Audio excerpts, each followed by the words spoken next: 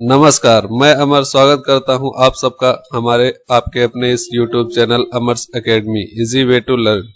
दोस्तों, हमारे इस YouTube चैनल अमर्स एकेडमी में आप सबका बहुत बहुत स्वागत है। जो भी हमारे दोस्त सुपर टेट या लेखपाल की तैयारी कर रहे हैं वो हमारे इस YouTube चैनल से जरूर जुड़ सकते हैं, क्योंकि इन YouTube चैनल पे इस लेखपाल की मैथ प्रैक्टिस सेट के साथ साथ एक और सीरीज चल रही है, जिसके बारे में आप लोगों को बता दूं वो सुपर टेट के लिए है। जो भी दोस्त भाई बहन हमारे सुपर टेट की तैयारी कर रहे हैं और 2022 में आने वाली सुपर टेट की वैकेंसी के लिए, उनके लिए वो वीडियो सीरीज बहुत हेल्पफुल होने वाली है, जिसमें मैथ और साइंस के क्वेश्चन प्रैक्टिस कराए जाते हैं एक सेट के। इसी तरह से जो यूपी ट्रिपल एससी लेखपाल पेपर बहुत जल्दी होने वाला है, उसको देखते हुए ऑलरेडी हम लोग ये मैथ का प्रैक्टिस सेट चला रहे हैं, जिसमें से पार्ट नंबर 7 आज है। तो जितने दोस्तों की पेट में कट ऑफ अच्छी है, परसेंटाइल अच्छा है, वो लोग तैयारी करते रहें, क्योंकि क्लियर है कि जिनको भी मतलब वैकेंसी का 15 गुना ही बुलाया जाएगा, सभी लोगों को पेट देने को नहीं मिलेगा। 15 गुना बुलाने का मतलब यही हुआ कि जो भी मलाई होगी, मतलब प्योर लड़के होंगे 90 परसेंटाइल 99 परसेंटाइल वाले, वही सब पेपर में बैठेंगे और उन्हीं सबसे आप लोगों की टक्कर होने वाली है। तो तैयारी बहुत अच्छी करनी पड़ेगी, तब उनको जाके हरा पाओगे। तो इसी के साथ ये वीडियो हम लोग शुरू करते हैं। अभी तक दोस्तों जिन लोगों ने चैनल सब्सक्राइब नहीं किया वो चैनल सब्सक्राइब कर लें और बेल आइकन जरूर दबा लें, जिससे हमारे आने वाले सारे वीडियो टाइम पर उन लोगों को मिलते रहे। तो दोस्तों चलिए शुरू करते हैं। बहुत ही बेस्ट क्वेश्चन लाए गए हैं आप लोगों के लिए, बहुत अच्छा क्वेश्चन है। देखिए, प्रैक्टिस के तौर पे क्वेश्चन है, ये एसएससी का क्वेश्चन फिलहाल आया हुआ है, लेकिन इस तरह टाइप के क्वेश्चन यूपी ट्रिपल एससी में अक्सर देखने को मिलते हैं। क्वेश्चन नंबर फर्स्ट जो हमारा है, दिया हुआ है कि निम्नलिखित तालिका में विभिन्न फसलों का 2015 से 19 तक उत्पादन टन में दिया गया है। तो तालिका का अध्ययन करें और दिए गए प्रश्न का उत्तर दें। तो ये हमारे पास एक टेबल दे रखी है। इस टाइप के 4 से 5 क्वेश्चन आपको पेपर में देखने को मिलेंगे। 100% ये आप लिख के रख सकते हैं। डीआई का क्वेश्चन है और बहुत अच्छा क्वेश्चन लगा, इसलिए मैंने इसको इसमें शामिल कर लिया है।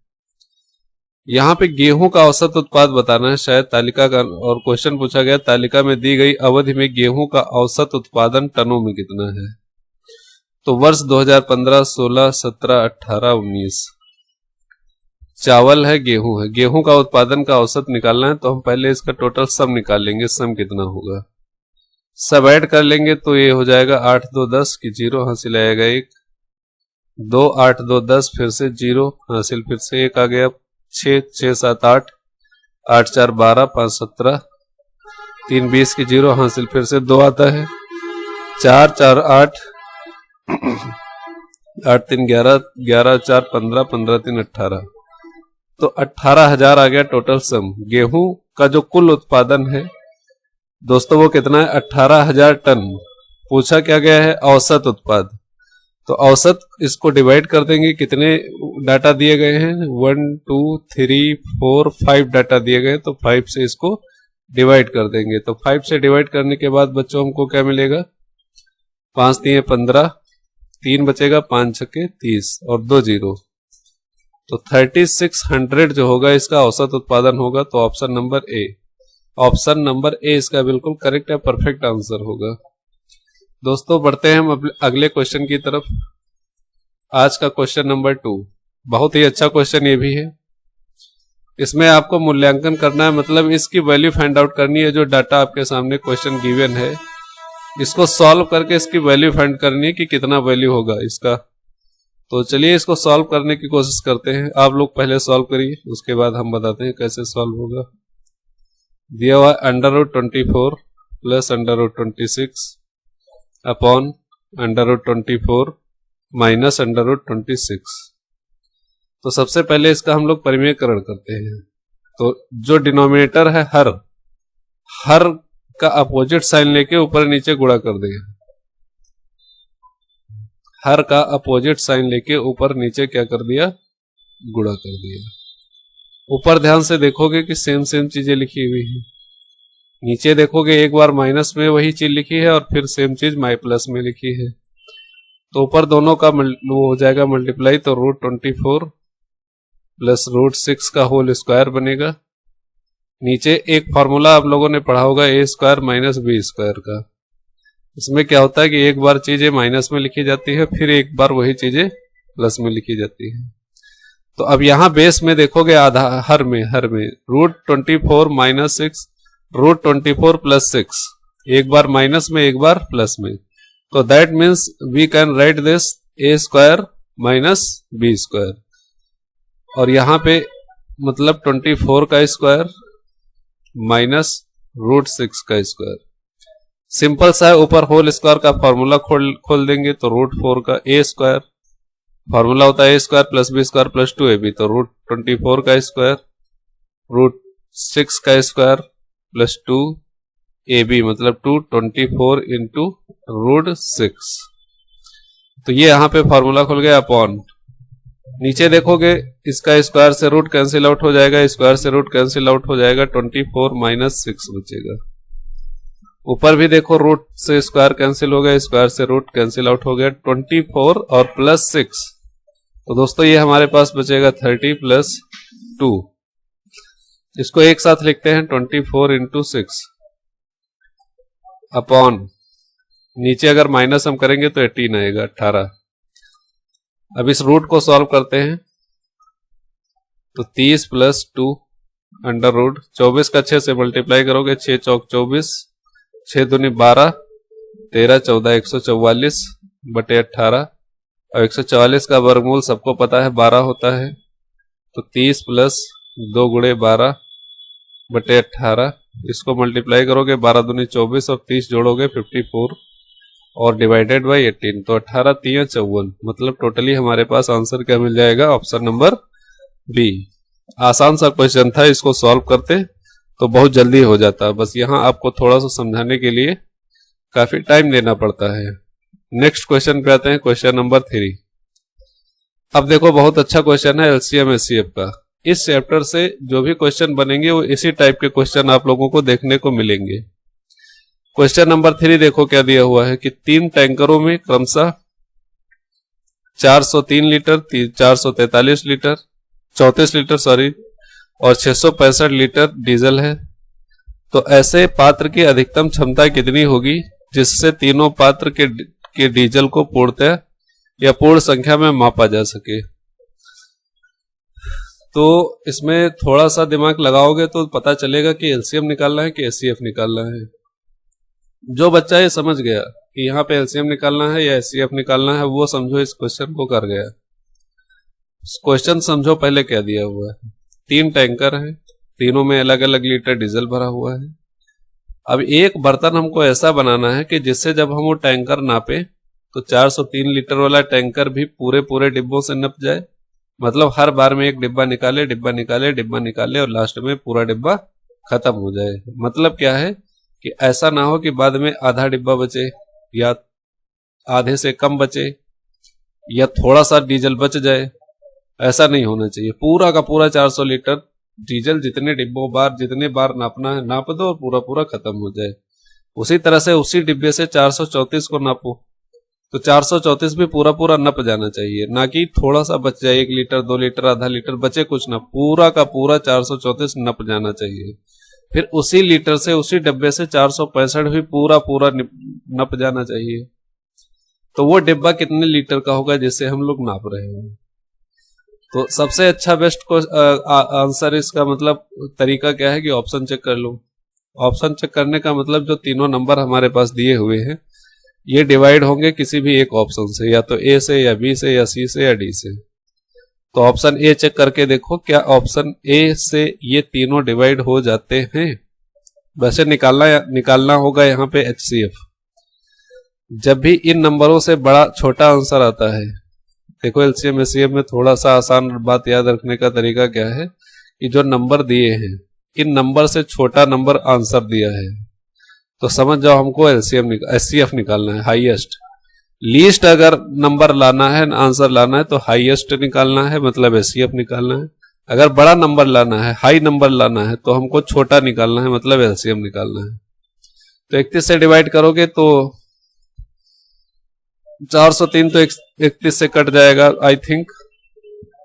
31 एक कम 31, 9 31 93, 13 बार में कट गया। 434 को 31 से डिवाइड करोगे तो 31 एक कम 31 और 9 10 11 12 124, तो 4 एकम, हाँ ये भी कट जाएगा। तो लगभग सब कट जा रहे हैं 31 से। 465 इसको 31 से डिवाइड करोगे तो 31 एक कम 31 और उधर 9 6 15 155, हाँ ये भी कट गया। तो ऑप्शन नंबर ए इसका जो होगा वो करेक्ट आंसर होगा। तो क्वेश्चन नंबर 3 का ऑप्शन नंबर ए 31 लीटर इसका बिल्कुल। 1 सेकेंड पूछा गया है, तो ऐसे पात्र की अधिकतम क्षमता कितनी होगी जिससे तीनों पात्र के डीजल, यहाँ पे 62, 31 का दोगुना 62 होता है। 62 को भी चेक कर लेंगे, बट 62 से कटेगा नहीं, सारे नहीं कटेंगे। तो ए ऑप्शन इसका करेक्ट होता है। बढ़ते हैं अगले क्वेश्चन पे। सिंप्लीफिकेशन का क्वेश्चन आता है, इसको फटाफट सॉल्व कर लिया आप लोग। सॉल्व करके आंसर करिए तब मैं बताऊंगा आगे। देखो ध्यान से सुनो इसको। पीछे से ब्रैकेट, ये ब्रैकेट बना हुआ है, यहां से सॉल्व करना है। 13 का 2 से मल्टीप्लाई करो, 13 दूनी 26, प्लस कर दो 8, तो 26 और 8 कितना हो जाएगा, तो आप कहोगे 34, मतलब 34। 34 बटे 13 यहाँ पे आएगा। तो पूरा एक बार लिख लेते हैं इसे। 3 डिवाइडेड बाई 8 माइनस 5 डिवाइडेड करली ब्रैकेट 4 माइनस 2 और प्लस कितना आया था, 13 दूनी 26, 8 34 बटे 13। अब बच्चों देखो ध्यान से यहाँ पे कि ये देखो ये ब्रैकेट में दिया हुआ है, तो इसको पहले सॉल्व कर लो। तो 2 अपॉन बचेगा 3 डिवाइडेड, ये भी ब्रैकेट में है, इसको भी सॉल्व कर लिया तो 3 बचा। 3 डिवाइडेड बाई 2 प्लस 34 अपॉन 13। अब इसको 3 डिवाइडेड बाई, ये 3/2 हम इसको लिख सकते हैं, प्लस 34/13। अब इसको सॉल्व कर लो, एलसीएम ले लो। 3 डिवाइडेड बाई,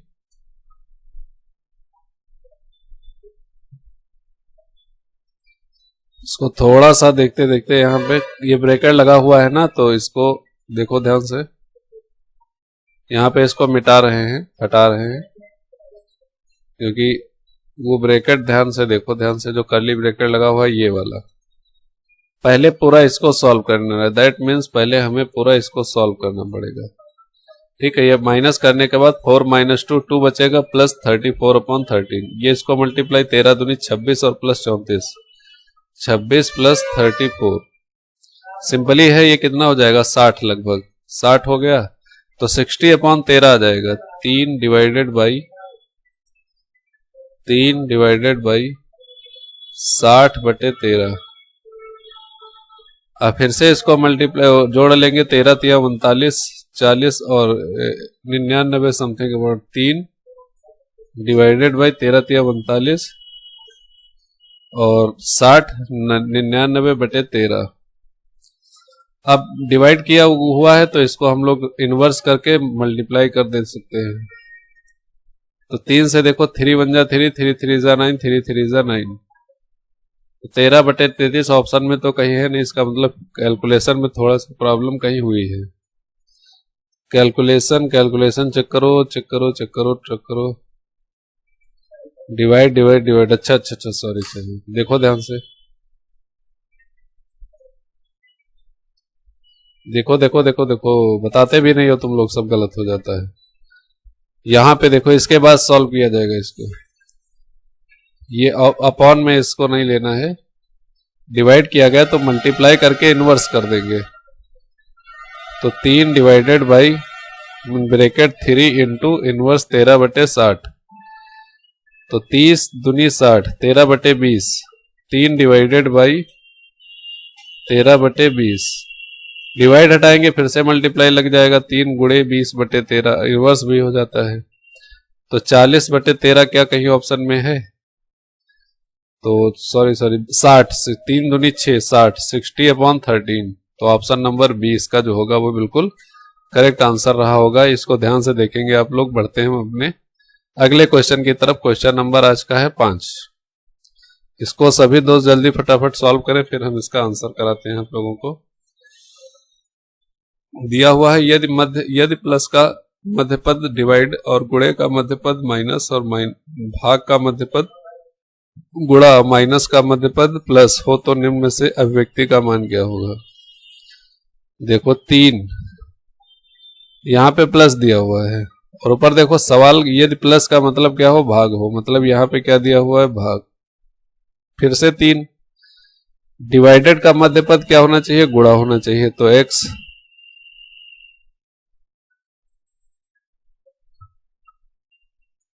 9 है, सॉरी ये पहला नंबर 9 है, तो 9 डिवाइडेड 3 और गुणे 4।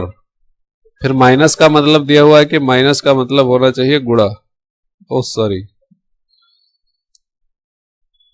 भाग भाग भाग कहाँ गया, माइनस का प्लस है, माइनस का मतलब यहां पे क्या होना चाहिए, प्लस होना चाहिए, +8 और गुणे का मध्यपद माइनस का 2। देखो पहले इसको डिवाइड किया जाएगा, 3 3 जा 9 गुणे 4 +8 -2, 4 3 12 8 20 -2, कितना बचेगा 18। तो ऑप्शन नंबर डी इसका बिल्कुल करेक्ट आंसर हो जाएगा। अब आते हैं क्वेश्चन नंबर 6 पे। क्वेश्चन नंबर 6 देखो, एक सीरीज दिया हुआ है अनुक्रम 1 + 1/2 1 + 1/2 + 1/3 कॉमा 1 + 1/2 1/3 1/4 इस टाइप से लुप्त संख्या ज्ञात करनी है। इसके आगे क्या नंबर आएगा या लास्ट में क्या नंबर आएगा ये हमको बताना है।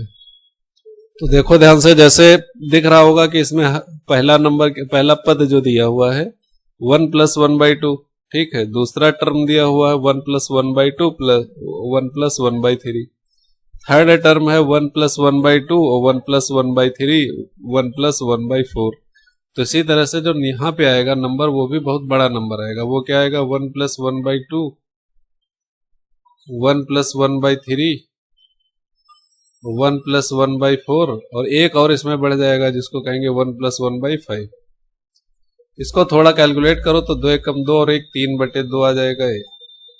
ये 5 एकम 5 और 1 6/5 5/4 6/5 5 5 कैंसिल आउट और 2 कम 2 2 तिहाई 6 2 दूनी 4 2 तिहाई 6 3 त्रिका 9 तिहाई 27 ऊपर बचेगा और नीचे बचेगा 5 दूनी 10 तो 24/10 24/10 तो ऑप्शन में भी नहीं है। तो इसके लिए हम लोगों को क्या करना पड़ेगा, थोड़ा सा देखते हैं कैलकुलेशन में कहीं पे कोई मिस्टेक हुआ होगा।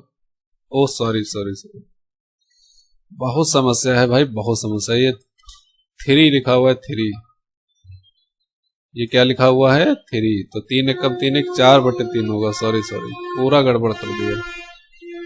फिर से देखते हैं, थोड़ा सा कैलकुलेशन फिर से देखते हैं। तो 2 एकम 2 1 3/2 3 एकम 3 1 4/3 4/5 ओ सॉरी 5/4 5/4 इंटू 5 एकम 5 1 6/5 5 5 cancel out 4 4 cancel out 3 3 cancel out 2 तिहाई 6। तो 3 ऑप्शन नंबर ए इसका करेक्ट आंसर होगा, ऑप्शन नंबर ए। आते हैं हम अपने अगले क्वेश्चन पे। आज का क्वेश्चन नंबर 7 दिया हुआ है। वीडियो थोड़ा लंबा जाएगा तो धैर्य से आप लोग प्रैक्टिस करते रहिए और अपने हाथ से क्वेश्चन सॉल्व करने की कोशिश किया करिए, जिससे पता चले आपको ये क्वेश्चन आ रहा है कि नहीं आ रहा है। फिर इसी के आधार पे आगे आने वाले क्वेश्चनों को भी सॉल्व कर डालो। देखो 7 नंबर क्या दिया हुआ है कि ए 7/8 कार्य को 28 दिन में कर सकता है, बी उसी कार्य के 5/6 को 20 दिन में कर सकता है, तो दोनों मिलकर उस कार्य को कितने दिन में पूरा करेंगे। देखो ए 7/8 दिन में कितना काम पूरा करता है, 7/8 काम जो है 28 दिन में पूरा करता है। सॉरी 7/8 काम 28 दिन में खर्चा करता है। बी उसी कार्य के 5/6 को 20 दिन में कर। अब देखो यहां से ए 7/8 काम 28 दिन में कर रहा है, तो ए पूरा काम कितने दिन में करेगा। तो इस 8 को उधर मल्टीप्लाई करो, जाके 7 से डिवाइड करो। ए पूरा काम कितने दिन में करेगा, कितने दिन में करेगा। तो सिंपली है 28 गुणे 8 और बटे में 7। 8 को उधर ले गए, मल्टीप्लाई हो गया, 7 बटे में ले आए, तो 7 त्रिकी 7 चौको 28, 8 चौको 32 दिन में। मतलब ए अकेले उस काम को कितने दिन में कर सकता है, 32 दिन में। बी का दिया है कि बी जो है बी 5/6 काम को कितने दिन में निपटा देती है, तो कहोगे 20 दिन में निपटा देती है। तो बी एक काम को कितने दिन में निपटाएगी, तो 6 का इधर मल्टीप्लाई करो, 20 गुणे 6 बटे में क्या करो 5, तो 5 चौको 20, 6 चौक 24, 24 दिन में निपटा देगा। सवाल में पूछा जाता है कि दोनों उस काम को मिलकर कितने दिन में कर देंगे, दोनों मिलकर उस काम में। तो ए अकेला 32 दिन में कर पाता है, बी अकेला 24 दिन में कर पाता है, तो दोनों मिलकर कितने दिन में करेंगे। इधर देखो ध्यान से, कहां देख रहे हो, इधर देखो, इधर ए 32 दिन में करता है, बताओ फटाफट कितने दिन में दोनों मिलकर करेंगे। एलसीएम क्या लगे 32 और 24 का, 32 और 24 का एलसीएम क्या मिलेगा, देखो निकाल के।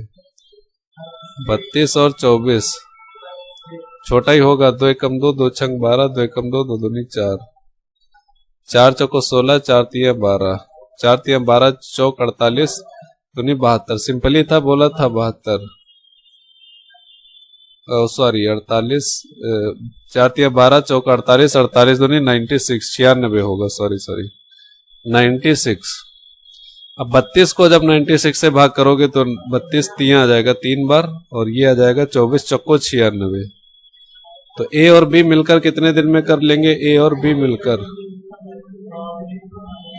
तो टोटल काम 96 है, क्षमता टोटल की कितनी दोनों की है 7, तो 96/7 मतलब 7 एकम 7, 8 9 2, 7 तिया 21, 5 13 सही 5/7। ऑप्शन कहीं दिख रहा है, 13 सही 5/7। ऑप्शन नंबर डी इसका करेक्ट आंसर होगा। अच्छा क्वेश्चन था, इस टाइप के क्वेश्चन जरूर करोगे।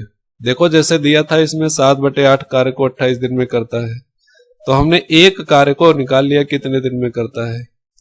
तो उसके लिए यहाँ पे क्या करना पड़ा, 8 से मल्टीप्लाई कर दो उधर और 7 से डिवाइड कर दो, तो इधर क्या बचेगा 1 बचेगा। एक काम को हमको चाहिए निकालना है तो कुछ रखो ही ना इधर, सबको उधर भेज दो। सबको जब भेज दोगे तो इधर क्या बचेगा 1 बचेगा। 1 की वैल्यू निकालो, उसके बाद जो जो चीजें पूछी जा रही हैं वो बता दो। नेक्स्ट क्वेश्चन पे आते हैं, आज का क्वेश्चन नंबर 8। क्वेश्चन नंबर 8 दोस्तों दिया गया है कि एक रेल लाइन को 3 महीने में बिछाने के लिए 75 व्यक्ति नियोजित किए जाते हैं। किसी आपात स्थिति के कारण उस कार्य को 18 दिन में पूरा किया जाना है, तो वांछित समय में कार्य पूरा करने के लिए कितने और व्यक्तियों को नियोजित करना चाहिए। यहाँ पे पहले एक बात समझो, दिया हुआ है 3 मंथ। 3 मंथ्स का मतलब एक मंथ में 30 डेज, तो 3 मंथ में कितने हो गए 90 डेज। 90 डे में काम को पूरा किया जाना है। ठीक है दोस्तों, अब होता क्या है कि 75 व्यक्ति द्वारा काम किया जाता है, तो 90 दिन में 75 व्यक्ति वो काम कर डालते हैं। अब कह रहा है कि हमको व्यक्ति बढ़ाने पड़ेंगे और काम को 18 दिन में करना पड़ेगा, तो 18 दिन में कितने व्यक्ति काम कर पाएंगे। तो यहां से देखो 18 व्यक्ति कितने दिनों में, मतलब 18 दिनों में 18 दिनों में कितने व्यक्ति, मतलब x व्यक्ति जो हैं उस कार्य को पूरा कर देंगे। तो 18 पंचे 90, 55 25, 5 7 35, 36 37, मतलब 375 व्यक्ति होने चाहिए जो 18 दिन में उस काम को पूरा कर सकते हैं। लेकिन 75 व्यक्ति तो पहले से हैं, कितने और चाहिए, तो उन 75 को यहां से हटा दो, मतलब 300 व्यक्ति और चाहिए, तो हमारे पास 375 व्यक्ति हो जाएंगे और कार्य जो है 18 दिन में पूरा हो जाएगा। तो सवाल में पूछा गया था कि कितने और व्यक्तियों को नियोजित किया जाना चाहिए, तो 300 और व्यक्तियों को नियोजित किया जाना चाहिए, जिससे काम जो है वो 18 दिन में पूरा किया जा सके। सवाल ध्यान से पढ़ना, नहीं तो सारे के सारे बच्चे 375 लगा के और चले आते हैं डींगे पीटते कि हमने तो सब कर डाला, उड़ा के रख दिया, धुआं धुआं हो गया। लेकिन जब देखते हैं उसमें आंसर क्या दिया हुआ है 300, तब कान से धुआं निकल जाता है। तो सवाल ध्यान से पढ़ो। दिया गया है कि कितने और व्यक्ति को नियोजित किया जाना चाहिए। भाई 75 तो पहले से ही थे, ठीक, तो कितने और चाहिए हमको? 300 और चाहिए, तब तो 375 हो जाएंगे, तो 18 दिन में पूरा का पूरा काम हो जाएगा। चलो अगले क्वेश्चन पे आओ। बहुत अच्छा क्वेश्चन था। क्वेश्चन अच्छा लगे तो एक लाइक जरूर करना दोस्तों, और साथ में एक शेयर भी जरूर करना। अगले क्वेश्चन पे आओ। एक व्यापारी जो अपने माल को 50% अधिक अंकित करता है और 20% की छूट देता है, व्यापारी छूट देने के बाद कितने प्रतिशत का लाभ कमाएगा? तो अपने माल को अंकित कर रहा है, तो सीपी कास्ट प्राइस मान लेते हैं 100 है, इसमें वो 50% अधिक अंकित करेगा, तो मार्क प्राइस जो हो जाएगा वो इसका कितना हो जाएगा? 150। अब छूट दे देता है 20% की, तो -20% की छूट देगा अगर, तो 150 का 20% छूट कितना हो गया? 20% छूट देने के बाद कितना रुपया बचा? 80%। तो 150 का 80% दोस्तों कितना बचेगा? 15 × 120 रुपया। 120 मतलब 30 रुपए की छूट दे दी, तो कितने प्रतिशत का लाभ हुआ? देखो, खरीदा तो उसने 100% की वैल्यू थी, लेकिन वो बिकी कितनी? तो कहोगे 120% में बिकी। तो सीधा सीधा आपको दिख रहा है कितने का लाभ हुआ है? 20 का। 100 पे 20 का लाभ हुआ है, तो यही प्रतिशत लाभ होगा। इसको कैलकुलेट करने की आगे जरूरत नहीं पड़ेगी। तो ऑप्शन नंबर सी इसका करेक्ट आंसर हो जाएगा। फटाफट बढ़ते हैं अगले क्वेश्चन की तरफ। Question number 10। एक खुदरा व्यापारी एक सिलाई मशीन 15% छूट पर खरीदता है और उसे 1955 में बेच देता है। इस प्रकार वह 15% का लाभ कमाता है और छूट की राशि कितनी है? सिंपली सी बात है। देखो, खुदरा व्यापारी है, सिलाई मशीन 15% छूट पर खरीदता है, मतलब उसका कॉस्ट प्राइस रहा होगा 100%, ठीक है। लेकिन एक्चुअल कॉस्ट प्राइस क्या हुआ उसका? 85%, क्योंकि 15% छूट पर खरीद रहा है ना। तो 85% जब खरीदता है तो 1955 का उसको ये नहीं, ये बात थोड़ा गलत है। फिर से देखो क्वेश्चन देखो कि खुदरा व्यापारी सिलाई मशीन 15% छूट पर खरीदता है, ठीक है। तो 100 की अगर उसका कॉस्ट प्राइस है तो कितने की खरीदा होगा उसने? 15% छूट देने के बाद, तो आप कहोगे 85% पे खरीद लिया होगा। उसके बाद 1955 में बेचता है, इस प्रकार वह 15% का लाभ कमाता है। तो जब 15% का लाभ कमा लेगा तो इसका मतलब कितने की बेचा उसने? 115% पे बेच दिया, 115% पर बेच दिया। उसे 1955 में बेचता है और 115% की वैल्यू ही दे रखी है 1955।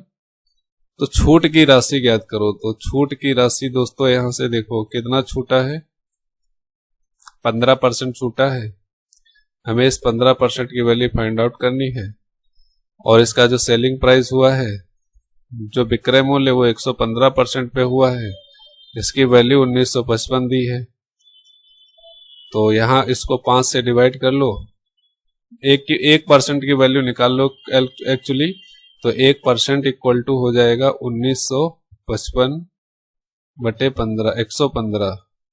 और हमें छूट पता करनी है, तो छूट कितनी है दोस्तों? 15% है। तो इसमें 15 से ही मल्टीप्लाई कर दो दोनों साइड में, तो 15% का वैल्यू आ जाएगी। इसको काट पीट लोगे यहां से, तो 5 दूनी 10, 5 तिया 15, 5 तिया 15 और 23 बचा है नीचे।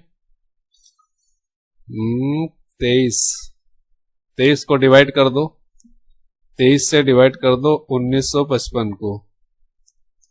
कितनी बार में चला जाएगा? तो आप लोग कहेंगे 30, 6 तिया 18, 6 दूनी 12, सॉरी 1955 है।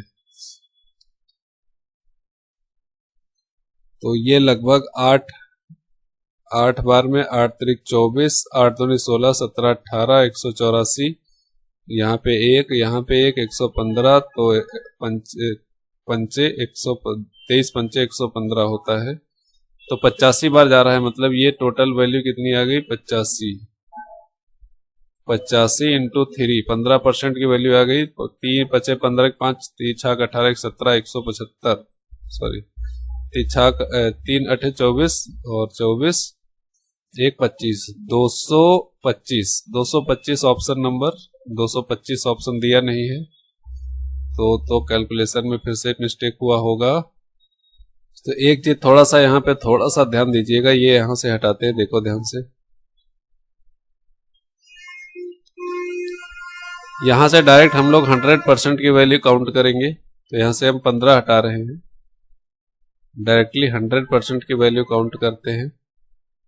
तो 100% की वैल्यू काउंट करने पे देखो क्या आएगा, 115, 5 दूनी 10, 5 3 15, और यहाँ पे बचेगा 5 दूनी 10 20, और 23 से डिवाइड कर देंगे 23, तो यहाँ से आ जाएगा 85। 1955 को 23 से डिवाइड कर देंगे तो 85, और 85 दूनी 2 पंचे 10 की 0 2 8 16 1700। तो 1700 यहाँ पे इसका लागत मूल्य आ जाता है, ये लागत मूल्य है, लागत इतना कास्ट प्राइस है 1700।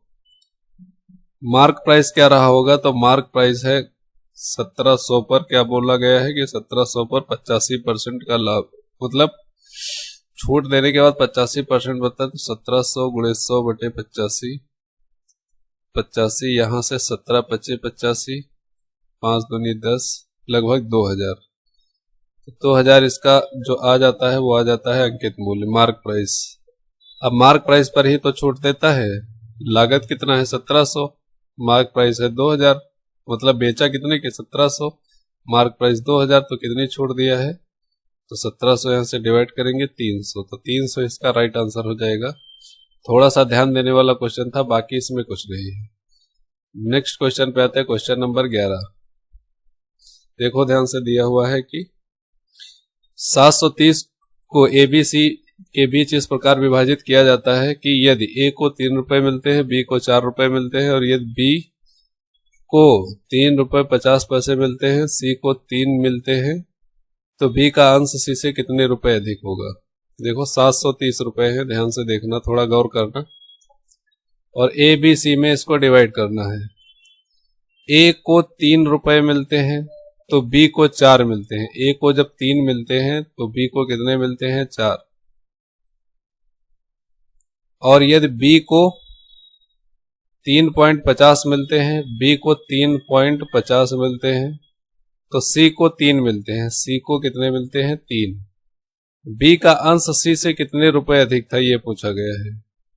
तो यहां से हम लोग क्या करेंगे, टोटल तीनों का रेशियो निकालेंगे। इस तरह से पता है हमको डिब्बा बनाना, ये वैल्यू यहां पुट कर देंगे 3.50, और ये वैल्यू यहां पुट कर देंगे 4, और सबको मल्टीप्लाई कर देंगे तो A ratio B ratio C आ जाएगा। तीनों का इस रेशियो निकाल के इसको सॉल्व किया जा सकता है। तो 3 से इसका मल्टीप्लाई करोगे तो 3 तरह का 9, 10.5 आएगा।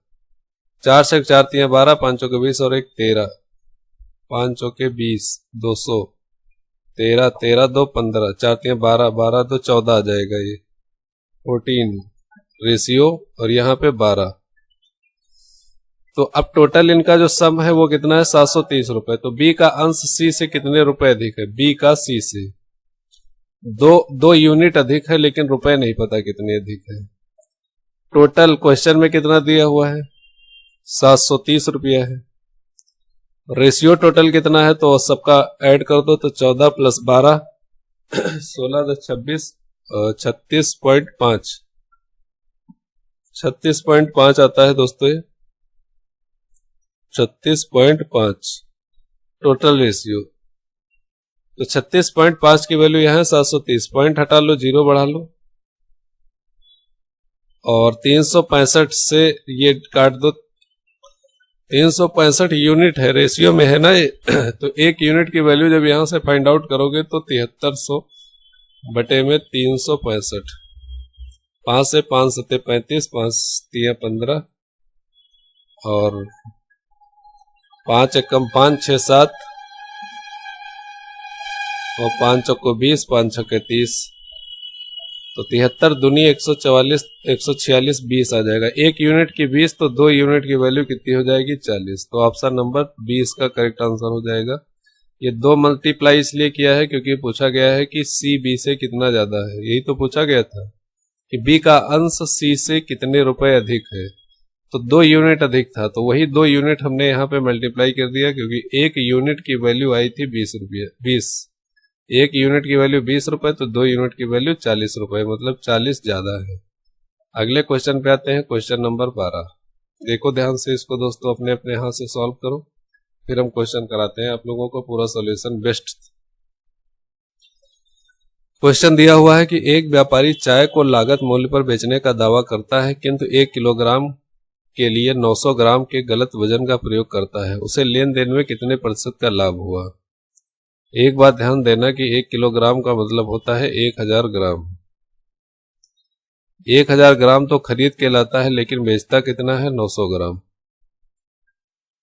900 ग्राम बेचता है, तो 100 रुपए बचा लेता है। 100 ग्राम, 100 ग्राम की जो उसकी बचत हुई है वो कितने पे हुई है, तो आप कहोगे 900 पे हुई, क्योंकि उसकी जेब से कितना गया, 900 ही तो गया है, और बचा कितना है, 100 ग्राम। 100 ग्राम की बचत हुई है कितने पे, 900 पे। तो 100 से मल्टीप्लाई परसेंटेज निकालने के लिए तो 100/9, तो ऑप्शन नंबर ए इसका करेक्ट आंसर हो जाना चाहिए। 11 9 99 100/9, ऑप्शन नंबर ए ये इसका करेक्ट आंसर होगा। अगले क्वेश्चन पे आते हैं, क्वेश्चन नंबर 13 दिया हुआ है कि एक लड़के ने देखा कि संख्या 16 के स्थान पर 61 लिखने पर 20 संख्याओं का औसत 35 है, तो 20 संख्याओं का सही औसत क्या होगा। तो 16 लिखना था, उसने क्या लिख दिया, 61, ज्यादा लिख दिया, इसका मतलब औसत भी ज्यादा आया होगा, तो औसत जो भी रहा होगा 35 से कम रहा होगा, तो 35 से कम रहा होगा तो ऑप्शन बी तो हो नहीं सकता, क्योंकि इसमें 37 है। कितना कम रहा होगा देखो ध्यान से कैसे निकालते हैं, सबसे बेस्ट मेथड है, शॉर्ट ट्रिक है, इससे अच्छा कुछ नहीं मिलेगा। तो 61 माइनस 16 करना क्या है, जो देखो 16 के स्थान पे 61 लिखा है, 61 को हटाना है, 16 को रखना है, तो 61 को हटाओ, 16 को रखो, ये माइनस कर दो आपस में, तो 11 में से 6 जाएगा तो बचेगा 5, और 5 में से 1 दिया 4, 45। ठीक, अब कितने टोटल नंबर हैं, तो टोटल नंबर है 20, तो 20 से क्या करो, इसको भाग कर दो, तो भाग करोगे जब 20 से तो 2 2 जा 4, 2 2 जा 4, 2 5 जा 10, 2.25 आएगा माइनस का। बड़ा नंबर ज्यादा था, इसको बड़ा घटाना था, छोटा वाला जोड़ना था। फिलहाल ये माइनस का होता है, ये प्लस का, मतलब बड़ा नंबर 61 लिख गया है धोखे से, तो 61 माइनस करना है और 16 उसके स्थान पे प्लस करना है, तो -2n25, इसको जब घटा दोगे 35 में से तो इसका सही औसत आ जाएगा, माइनस करोगे 2.25 तो 32.75। ऑप्शन नंबर ए इसका करेक्ट आंसर होगा। बस और कुछ करने नहीं, ऐसे सवालों में 2 सेकंड के क्वेश्चन होते हैं। टिक करो, आगे बढ़ो। आओ अगले क्वेश्चन नंबर 14 पे, बहुत अच्छा क्वेश्चन दिया हुआ है। दिया 11 मित्र एक होटल में गए, उन्होंने बिल की राशि को समान रूप से अदा करने का निर्णय लिया, किंतु उसमें से 10 लोगों ने प्रत्येक ने 60 रुपए अदा किए। परिणाम स्वरूप 11वें व्यक्ति को अपने अंश से 50 ज्यादा करने पड़े, उसके द्वारा अदा की गई राशि बताएं। 11 मित्र एक होटल में गए थे, बिल की राशि को समान रूप से अदा करने का निर्णय लिया, किंतु उसमें से 10 लोगों ने प्रत्येक ने 60 रुपए अदा किए। 60 रुपए, अगर 10 लोग 60 रुपए अदा कर रहे हैं तो कितना रुपया हो गया, तो आप कहोगे 600 रुपया हो गया, 600 रुपया। फिर 11वें ने अपने तो अदा ही किए, साथ में 50 एक्स्ट्रा अदा किए, तो अपने अदा कर रहा है, मतलब देखो ध्यान से पहले कि 10 लोग 60 60 60, ठीक है, सबको 60 60 अदा करने थे, तो 11वें ने 60 तो दिए ही होंगे, अदा की गई राशि टोटल बताना है। अच्छा, उसके द्वारा एक सेकेंड,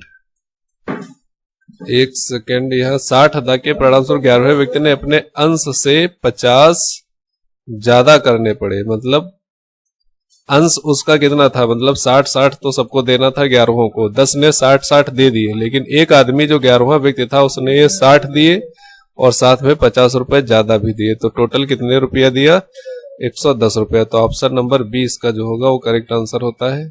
आते हैं क्वेश्चन नंबर 15 पे, ध्यान से पढ़ के क्वेश्चन समझो, बहुत जल्दी आंसर निकलता है। एक व्यापारी चाय को लागत मूल्य पर बेचने का दावा करता है, ये क्वेश्चन रिपीट कर गया, सॉरी इसके लिए। ऑप्शन नंबर ए इसका करेक्ट आंसर होता है। देखो ध्यान से, यहाँ पे 50 मतलब 60 तो अदा ही करता है, साथ में 50 रुपए और अदा करता है, तो 60 और प्लस 50 टोटल इसका कितना अंश हो गया, 110 रुपया। तो 110 रुपया अदा करेगा, ये इसका करेक्ट आंसर होता है। आते हैं अगले क्वेश्चन पे, क्वेश्चन नंबर 15।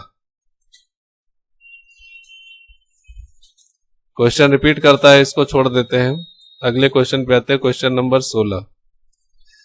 यहां पे दिया हुआ है कि ध्यान से देखो कि महेश ने 42.50 के 5 सेब की दर पर 60 सेब खरीदे।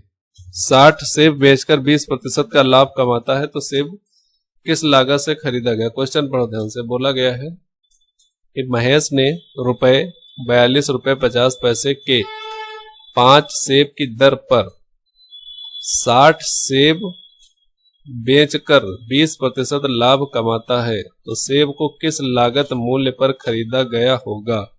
पूरा क्वेश्चन ध्यान से समझो। तो 42.50 5 सेब की दर से है, मतलब 42.50 के सेब, मतलब 5 सेब है, और 60 पर बेचकर वो क्या कर रहा है, 120% का लाभ कमा रहा है, तो 100/120। देखो करना कुछ नहीं है, ध्यान से समझ लो इसको, थोड़ा बेसिक से बता देते हैं। 5 सेब खरीदे हैं कितने, 42.50 में, तो एक सेब की कीमत क्या होगी, एक सेब की कीमत, तो कहोगे 42.50 में 5 सेब खरीदे हैं, तो एक सेब की कीमत 42.50/5, एक सेब। लेकिन बेच कितने रहे, 60 सेब, तो 60 सेबों की कीमत कितनी हो गई, तो 42.50/5 × 60, ये हो गई। कह रहा बेच दिया और 120% का लाभ कमाया है, तो 120% का लाभ कमाया है, 120% की वैल्यू जो है वो है 42.50/5 × 60 की। मतलब ये ऊपर वाला अमाउंट इतने पर ही इसको 120% पर बेचा है, तो 120% की वैल्यू अगर इतनी है, तो 1% की वैल्यू कितनी होगी, तो आप कहेंगे कि 42.50/5 × 60 और बटे में 1/120, क्योंकि ये गिनती जो 120 है बटे में जाएगा। तो 100% की वैल्यू फाइंड आउट करनी है, तो क्या किया, 42.50/5 × 60 और 100 से मल्टीप्लाई किया, तो 100/120। तो इस टाइप के क्वेश्चन याद रखो, ये बवाल इतना करने की जरूरत थोड़ी ना, इधर जो की गई है ये करोगे बैठ के। सिंपल सा तरीका देखो, कॉन्सेप्ट तो थ्योरी में समझा करो, यहाँ केवल क्वेश्चन प्रैक्टिस करने का तरीका, कुछ कॉन्सेप्ट यहाँ से भी सीखो, तो कैसे जल्दी से जल्दी आंसर लगाया जा सकता है। देखो कितनी जल्दी लिख के दे दिया, तो हमें याद था, हमें पता था क्वेश्चन ऐसे लगता है, तो हमने कर दिया। जब आप प्रैक्टिस करेंगे आपको पता होगा, याद रहेगा, तो आप ही फटाफट लिखेंगे। तो काट देखो, 5 से काटोगे 12, 12 पंचे 12, 10 100, ये 0 कट गया, और ये पॉइंट हटाया, 2 0 बढ़ गए, तो यहां से 1 0 कैंसिल आउट हुआ, 1 0 यहां से कैंसिल आउट हुआ, तो कुछ नहीं बचा, 425 बचा। सिंपल ऑप्शन नंबर बी इसका राइट आंसर हो जाता है। हम बढ़ते हैं अगले क्वेश्चन की तरफ, क्वेश्चन नंबर 17। एक परीक्षा में 75% उम्मीदवार अंग्रेजी और 60% उम्मीदवार गणित में उत्तीर्ण हुए, 25% दोनों में अनुत्तीर्ण हो गए एवं 240 उम्मीदवार परीक्षा में उत्तीर्ण हुए, तो कुल उम्मीदवार कितने थे, ये पूछा गया है।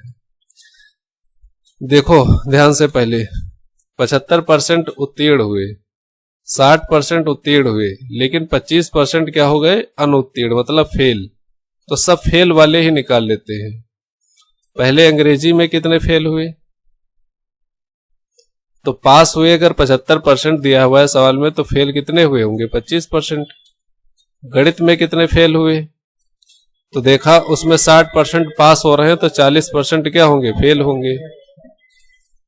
और दोनों विषय में कितने फेल हो रहे हैं, दोनों विषय में, तो दोनों विषय में 25% फेल हो रहे हैं, 25% फेल।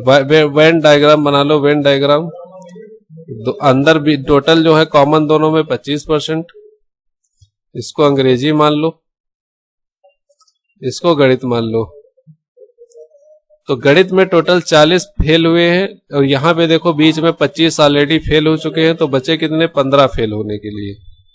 तो केवल और केवल जो केवल गणित में फेल हुए हैं वो 15 है, बाकी 10 ऐसे हैं जो दोनों में फेल पास हुए।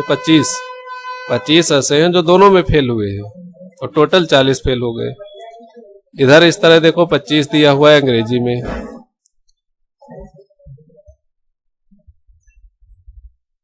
तो केवल और केवल अंग्रेजी के कितने फेल हुए हैं? तो कहोगे 0, क्योंकि टोटल अंग्रेजी में 25% फेल हुए हैं और उधर भी अंग्रेजी में 25% फेल हुए हैं। तो केवल और केवल जो फेल हुए हैं अंग्रेजी में, अंग्रेजी वो सारे के सारे किसमें फेल हो गए हैं? गणित में भी। तो टोटल यहां से देखोगे 25 प्लस 15 कितने फेल हुए हैं? तो आप कहोगे 5 5 10 और 4 40% टोटल फेल हुए हैं। तो क्वेश्चन में दिया गया था, अच्छा 40% फेल हुए तो पास कितने हुए? 60%। और सवाल में दिया है कि 240 परीक्षा में उत्तीर्ण हुए, तो 60% की वैल्यू 240, तो 1% की वैल्यू 6 चौक 24 4, 100% की वैल्यू 400, तो टोटल कितने हुए होंगे? 400। ऑप्शन नंबर डी इसका करेक्ट आंसर मिलता है। आगे हैं अगले क्वेश्चन पे, क्वेश्चन नंबर 18। यदि किसी संख्या के 3/4 के 4/5 का 40% 48 है, तो उस संख्या का 1% क्या होगा? मान लेते हैं संख्या क्या है? x। संख्या के 3/4 का 4/5 का 40% 48 है, तो उस संख्या का 1% कितना होगा? तो इसको सॉल्व कर लो। 4 गुणे 3 4 तिया 12, 12 चौक 48, ठीक है। 4 दाएं 40, 5 एकम 5, 5 दूनी 10, 2 एकम 2, 2 पंचे 10, 50 का 4 से मल्टीप्लाई होगा तो x की वैल्यू आ जाएगी 200। 200 का 1% पूछा गया है, तो 1% की वैल्यू 2। तो ऑप्शन बी इसका बिल्कुल करेक्ट आंसर होता है। ध्यान से देखो इसको, वीडियो रोक के समझ लो इसको एक बार और फिर आते हैं अगले क्वेश्चन पे। Question number 19। एक विद्यार्थी 5/2 किलोमीटर प्रति घंटा की गति से स्कूल जाता है और 6 मिनट विलंब से पहुंचता है। यदि वह 3 किलोमीटर प्रति घंटा की गति से यात्रा करता है तो 10 मिनट पहले पहुंच जाता है, तो स्कूल की दूरी कितनी है? डी बताना है। डी होता है v इंटू टी। अब देखो दो चालें दी गई हैं, v1 v2। पहले 5/2 किलोमीटर प्रति घंटा की चाल से जाता है और 6 मिनट देर से पहुंचता है। अब 3 किलोमीटर प्रति घंटा की चाल से जाता है तो 10 मिनट पहले पहुंच जाता है। तो यहां से चाल का रेशियो आ जाएगा 5:3 दूनी 6, 5:6। तो समय का रेशियो दोस्तों इसका उल्टा होता है। सब लोग जानते हैं कि चाल का रेशियो समय के रेशियो से क्या होता है? उल्टा होता है। टाइम का डिफरेंस क्या हुआ है? 1 यूनिट। सवाल में कितना है? एक बार क्या हो रहा है? 6% लेट हो रहा है, एक बार 10% पहले जाता है। तो टोटल डिफरेंस अगर पूछा गया तो डिफरेंस कितना हो जाएगा? 10 - 10 - 6 मतलब 10 + 6 16। तो 1 यूनिट की वैल्यू 16 और एक्चुअल में जो टाइम लगा है तो यहाँ पे 16 × 96 मिनट, 96 मिनट का टाइम लगा हुआ है। कब टाइम लगा है? जब 5/2 किलोमीटर प्रति घंटा की चाल से जाता है। तो दूरी का सूत्र बताया था 5/2 किलोमीटर प्रति घंटा और टाइम कितना लगता है? 96। 60 से डिवाइड कर देंगे तो घंटे में चेंज हो जाएगा। ठीक, देखो बात समझो पहले ध्यान से। देखो सवाल में दिया है 5/2 किलोमीटर प्रति घंटा की गति से जाता है और 6 मिनट विलंब से पहुंचता है, 6 मिनट देरी से पहुंचता है। और जब 3 किलोमीटर प्रति घंटा की गति से जाता है तो 10 मिनट पहले पहुंच जाता है। तो स्कूल की दूरी कितनी होगी? तो दूरी का फॉर्मूला बताया D = V × T। चाल 5/2 पहले थी और 3 बाद में हो गई, तो रेशियो निकाला 5:6 आ गया। चाल के रेशियो का उल्टा समय का रेशियो होता है। तो समय यहां से क्या आ गया? 1 यूनिट की वैल्यू 16 मिनट, तो 6 यूनिट की वैल्यू 96 मिनट। अच्छा, जो 96 आया है ये कब आया है? जब वो 6 मिनट देर से पहुंचता है। मतलब 6 मिनट देर से पहुंचता है। इसका मतलब इसका एक्चुअल टाइम कितना होना चाहिए था, 90 मिनट। अगर सवाल में पूछ लेता कि इसका एक्चुअल टाइम या सही समय क्या है जितने समय पर स्कूल पहुंचना चाहिए, तो आप कहेंगे 1.5 घंटा मतलब 90 मिनट। बट यहाँ पे दूरी पूछी गई है, 5/2 की स्पीड से जब जाता है तो 96 मिनट लगते हैं।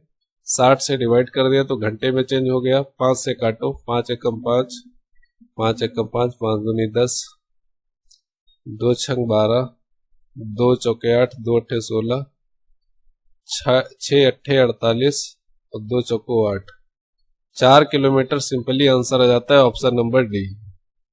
क्वेश्चन समझाना जरूरी था इसीलिए टाइम लगा है, इसको आप लोग करते तो बहुत जल्दी हो जाता। 20 नंबर देखो, एक 50 मीटर लंबी रेलगाड़ी 100 मीटर लंबे प्लेटफार्म को 10 सेकंड से गुजरती तो रेलगाड़ी की चाल किलोमीटर प्रति घंटा। दूरी कितनी है, 100 मीटर प्लेटफार्म है और 50 मीटर की लंबी रेलगाड़ी है, 10 सेकंड में गुजर रही है। तो टोटल हो गया 150/10, तो 15 मीटर पर सेकंड। ऑप्शन नंबर सी इसका करेक्ट आंसर होता है। दोनों की लंबाइयां जुड़ जाएंगी, प्लेटफार्म की भी और रेलगाड़ी की भी। सिंपल क्वेश्चन था, सबको आता होगा। आगे क्वेश्चन पे आओ, क्वेश्चन नंबर 21। क्वेश्चन नंबर 21 में देखो क्या दिया हुआ है। किसी व्यापारी ने एक वस्तु को अपने क्रय मूल्य के बराबर लाभ प्रतिशत लेकर 75 रुपए में बेची, तो वस्तु का क्रय मूल्य क्या था। तो इस टाइप के क्वेश्चन को करने के लिए या क्रय मूल्य निकालने के लिए एक फॉर्मूला डायरेक्टली यूज होता है, उसको देखो क्या होता है और ये याद रखना है, क्योंकि बेसिक से अगर करने बैठेंगे तो काफी टाइम लग जाता है। फॉर्मूला होता है क्रय मूल्य equal to 10 into under root 25 plus selling price और माइनस का 50। ये फॉर्मूला होता है क्रय मूल्य का। ठीक है दोस्तों, अगर बेच रहा होता है यहाँ हानि लेकर तो बीच में यहाँ माइनस हो जाता। तो इसको सेलिंग प्राइस शायद दिया हुआ है 75 रुपीज, तो 25 प्लस 75 माइनस 50, तो 10 गुणे अंदर क्या हो जाएगा 5 5 10 0 यहाँ चला 10 माइनस 50, 10 का रूट आएगा 100 का रूट आएगा 10, 10 और 10 गुणे 10 हो जाएगा 100, 100 माइनस 50, तो आपके पास बचेगा 50। तो इसका मतलब इसका क्रय मूल्य क्या रहा होगा, 50 रुपए रहा होगा। सिंपल है, इसको बेसिक से भी कर सकते हैं, लेकिन काफी लंबा क्वेश्चन बैठता है बेसिक से करने के चक्कर में। क्वेश्चन नंबर 22 आते हैं आज का। बहुत अच्छा क्वेश्चन है कि किसी हाउस को एक पाइप 6 घंटे में तथा पाइप भी 8 घंटे में भर सकते हैं। दोनों पाइपों को एक साथ खोल दिया जाता है, किंतु 2 घंटे के बाद पाइप ए को बंद कर दिया जाता है। तो हाउस के शेष भाग को भरने में बी कितने घंटे का समय लेगा। ए कितने घंटे में भर रहा है, तो आप कहेंगे 6 घंटे में। बी कितने घंटे में भर रहा है, 8 घंटे में। एलसीएम लेंगे तो पता है 6 8 छंग 48, एलसीएम ले लो तो इधर 6 अट्ठे 48, 8 24 मिल जाएगा, 24 ले लो तो 6 चौक 24 और 8 त्रिक 24। अब सवाल में कह रहा है कि दोनों साथ में खोल दिए जाते हैं, दोनों पाइप साथ खोल, लेकिन 2 घंटे के बाद ए बंद कर दिया जाता है। तो ए प्लस बी जो है दोस्तों, ये दोनों कितने घंटे तक चलते हैं, तो 2 घंटे तक। कितनी टंकी भर डालेंगे, तो टोटल इनकी यूनिट होती है 4 + 3 7, तो 7 दूनी 14 टंकी भर डालेंगे। उसके बाद 2 घंटे के बाद अकेले बी भरता है, 2 घंटे के बाद अकेले भरेगा बी। बी का कितना यूनिट है, 3। अच्छा 3 यूनिट है और भरनी कितनी है, 14 भर गई है, 10 बची है। 14 भर गई है, 10 बची है। 10 बची वाली टंकी को कौन भरेगा, बी अकेले भरेगा, तो 10/3। तो 3 सही 1/3 घंटे का समय लगेगा बी को अकेले उस पाइप को भरने, उस हाउस को भरने के लिए। दोनों अगर मिल जाते हैं तो टोटल समय कितना लगता है फिर, मतलब 10 प्लस, अरे सॉरी, नॉर्मली 2 घंटे साथ में भरते हैं 2, और ये इधर इतना टाइम और 1.5 घंटा, 1 सही 3 सही 1/3 घंटे टोटल टाइम जोड़ दोगे तो आ जाएगा। क्वेश्चन नंबर ऑप्शन नंबर इसका मिल गया है option number B. Question number 23 पे आते हैं। बहुत अच्छा क्वेश्चन है कि चीनी के मूल्य में 25% की वृद्धि हो गई। यदि कोई परिवार चीनी अपने व्यय पर आपूर्ति रखना चाहता है तो उसे उस चीनी में कितनी खपत करनी पड़ेगी। तो मान लेते हैं शुरुआत में चीनी का जो खपत था कितना था, 100 रुपया था मूल्य, और 25% की वृद्धि हो गई तो अब कितना हो गया, तो कहोगे 125 हो गया। अब कह रहा है कि खपत पर कितने कमी कर ले, तो पहले जैसा हो जाए तो कितने कमी कर ले बताओ। 25 की कमी करना पड़ेगा इसको। जितने प्रतिशत की वृद्धि हुई है उतना इसको अपने खाने पे खर्चा करना पड़ेगा, कम करना पड़ेगा। तो 25 की कमी हुई है कितने पे, 125 पे, और गुणे 100, तो 25 पंचे 125 और 5 दूनी 10, 20। ऑप्शन नंबर ए इसका करेक्ट आंसर होता है। आगे बढ़ते हैं हम क्वेश्चन नंबर 24। कोई धनराशि साधारण ब्याज की दर पर 3 वर्ष के लिए उधार दी गई है जिसमें से 2.5% वार्षिक दर पर उधार दिया गया होता तो 540 अधिक ब्याज प्राप्त होते, तो उधार दी गई राशि ज्ञात करो। बहुत सही, देखो ध्यान से। साधारण ब्याज की किसी दर पर 3 वर्ष के लिए उधार दी गई है, यदि इसमें 2.5% वार्षिक दर अधिक दर पर उधार दिया गया होता तो 540 अधिक मिलते। मतलब क्या हुआ कि 2.5% अगर ज्यादा होता तो हमको 540 रुपए ज्यादा मिलते। तो 1% की वैल्यू यहां से निकाल लो, सिंपल है, माथा पच्ची कुछ करनी ही नहीं है। जिसको समझ नहीं आता है वो बाद में पूछेगा। 5 से काटो, 5 दूनी 10, 5 एकम 5 छक्का 30। तो पूछा गया उधार दी गई राशि 540 ब्याज अधिक प्राप्त करता, अधिक ब्याज प्राप्त करता। तो यहां से टोटल 100% की वैल्यू आ जाएगी 21,600 रुपया 3 साल के लिए। यहां से इसको 1 साल के लिए निकालना है। 3 7 21, 3 दूनी 6, ये 3 से डिवाइड कर लेंगे, आ जाएगा सिंपली आंसर 7200 रुपया आ जाएगा। क्योंकि जो रुपया था 540 रुपया ये पूरे 3 साल का है। 1 साल का कितना होगा, 72। 1 साल का कितना हो जाएगा, 1 यूनिट की वैल्यू 72, तो 100% की वैल्यू 7200। तो ऑप्शन नंबर डी इसका करेक्ट आंसर होता है। आते हैं आज के लास्ट क्वेश्चन पे। क्वेश्चन नंबर 25 में दिया हुआ है कि निम्नलिखित क्रमवार बट्टों की श्रेणी में कौन सी श्रेणी एक ग्राहक को सबसे अच्छी है। तो सबसे ज्यादा उसको फायदा किस में मिलेगा, तो इसके लिए सबका इफेक्टिव बट्टा मतलब टोटल बट्टा निकालना पड़ता है। तो पहले का अगर हम लोग निकालेंगे तो 30%, 20%, 10%। तो 30% का मतलब 3/10 हो गया, 3/10, 10 की चीज कितने की दे दी, 7 की। 20% 1/5, 5 की चीज 4 की दे दी। 10% 1/10, 10 की चीज कितने की दे दी, 9 की। इसका टोटल इफेक्टिव रेट अगर निकालोगे 10, 100, 500 और 9 चौक 36 और 36 गुणे 7, 7 छंग 42, 7 तिया 21, 4 25, 252, 252 मतलब लगभग 248 रुपए की छूट मिली है। कितने पे, 500 पर। 50% से थोड़ा सा कम आएगा, थोड़ा सा, लगभग 49%। जो वैल्यू आएगी लगभग 49% आएगी। बी वाला ऑप्शन निकालते हैं तो बी है 25%। 25%, 25 चौको 100, 4 से कितना हुआ, 3। 20%, 20 पंचे 100, 5 से 4 हो गया 15। 15% का जो फ्रैक्शन होता है दोस्तों, 5 तिया 15, 5 दूनी 10। तो 20 से 3 कम हुआ तो कितना बचा, 17। सॉल्व 4 4 कट जाएगा इधर, तो 20 पंचे 100, 3 3 9। सॉरी, यहाँ पे 3 कम हुआ तो 17 बचेगा। 17 तिया 51, 17 तिया 51, तो कितना कम पड़ा है, 49। तो यहां पर 50% से थोड़ा सा कम आएगा।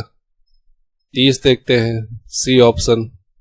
इस तरह से जब चेक करके देखोगे तो दिखेगा कि सबसे जो ज्यादा छूट मिलती है वो केवल ऑप्शन नंबर ए में मिलती है। ऑप्शन नंबर ए में 2 बता दिए हैं, आप चेक करके देख सकते हैं। सिंपल सा क्वेश्चन है, थोड़ा सा कैलकुलेटिव है, बट जल्दी कोशिश करेंगे जल्दी करने की।